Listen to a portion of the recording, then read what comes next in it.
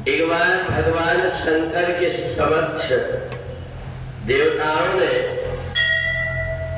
एक धर्म संकट पैदा कर दिया कि जिस समय पर तारकासुर नाम का राक्षस पैदा हुआ तो तारकासुर के वध करने के लिए कार्तिकेय का जन्म हुआ और उसी समय भगवान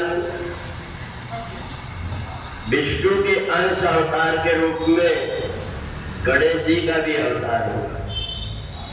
जिस समय देवताओं ने कहा कि हम आपके बेटों का विवाह देखना चाहते हैं तो भगवान भोलेनाथ ने सोचा कि विवाह करने के पहले इनकी बुद्धि की परीक्षा कर ली जाए। तो भगवान शंकर ने कहा जो कोई पृथ्वी की पहले परिक्रमा लगा करके आएगा उसका विवाह करेंगे। अब कार्तिकेय तुरंत अपनी मोर में बैठ करके और परिक्रमा लगाने चले। इधर जब गणेश जी ने देखा तो उनसे चलना नहीं हो पा रहा था। चूहा पर बैठे तो चूहा भी चल ना पाए।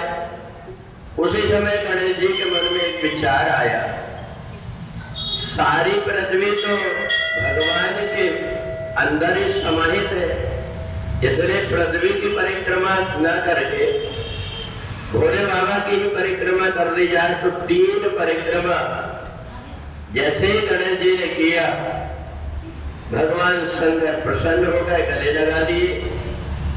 कहा कि घर गृहस्थी में बड़ी बुद्धि से विचार करके रहना पड़ता है और तुम्हारी परीक्षा मैंने देख लिया कि अपनी बुद्धि हमेशा परमात्मा की तरफ लगा करके जो कोई घर परिवार में रहता है उसके घर परिवार की जिम्मेदारी परमात्मा संभालते रहते हैं। और गणेश जी का विवाह कर दिए। थोड़े देर में ही रिद्धि सिद्धि से सुख और लाभ का जन्म हो गया।